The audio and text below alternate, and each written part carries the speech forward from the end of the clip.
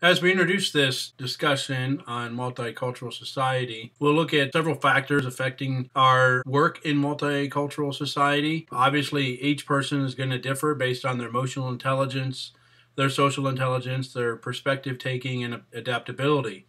And as we work within global organizations that are facing working with expatriate managers, some of the issues and problems with people in their ability to adjust to foreign environments, these factors will all figure into that. Also, organizations for business as well as education and NGOs, non-government organizations, all these are losing thousands of dollars in investment of training and preparing people to work in different cultural settings. And so not only for their work here in the States in a multicultural society, but also overseas, and some of the frustrations that people experience as a result of that. Many of these things can be tied into these four areas in this graphic here of the different intelligences and adaptability and perspective taking. Hopefully through your study, it will help you as you form a process of developing multicultural competencies.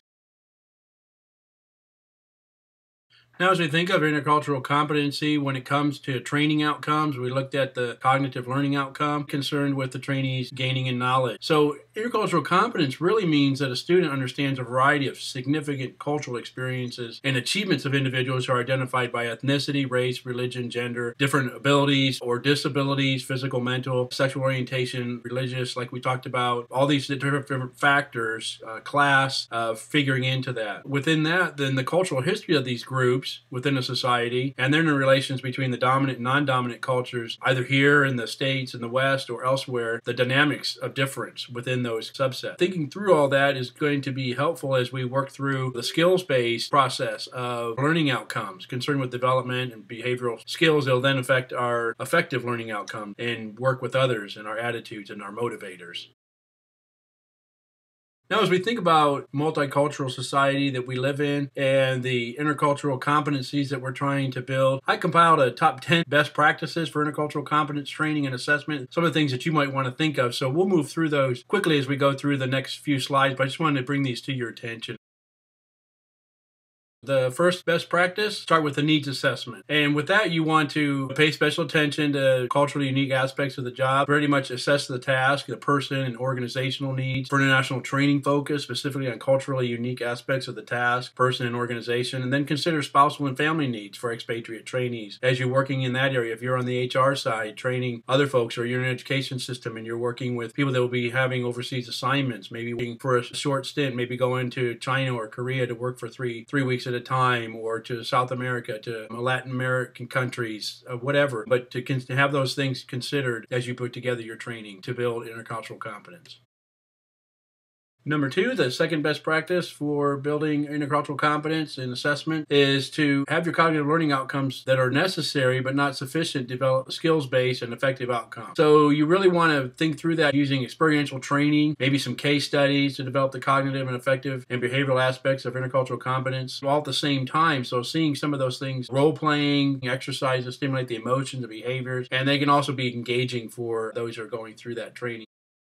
So number three, best practice, let's think about generic training, culturally generic, especially if trainees are working and could be working with multiple cultures. Think about that in education, obviously in business world, but education especially is you're working in a multicultural society. Focus on developing transferable competencies such as adaptability or social problem solving, provide opportunities for trainees to practice the competencies across a variety of settings. So give them some ideas, some settings, maybe some case studies, some role playing again, maybe looking at watching some videos or some movies and seeing how people carry out their actions, and then maybe providing some alternatives.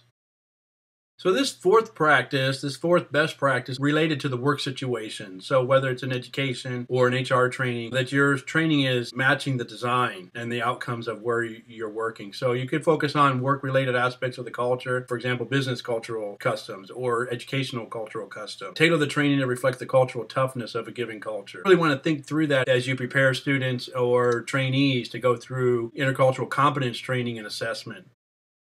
Number five, best practice, use longer, more complex training for longer, more complex assignments. And here you want to just match the length of the training components to the length of the transfer assignment. So avoid waste and resource on extensive training for more short-term assignment.